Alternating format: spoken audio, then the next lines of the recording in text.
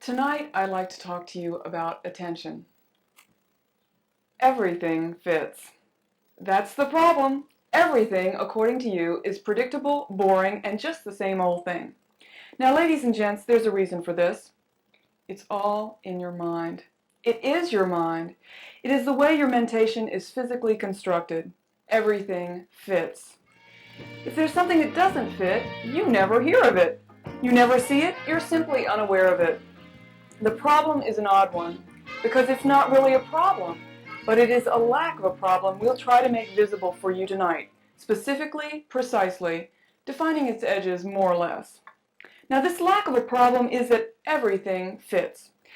That really doesn't sound like much of a problem, especially to someone who's thrown in the midst of chaos, and that's part of the point. It isn't a problem. It's a lack of a problem, except that everyone dimly perceives and feels the threat of a problem. Everyone feels that things are predictable, boring, and that things are generally going downhill. But remember our poor guy thrown in chaos.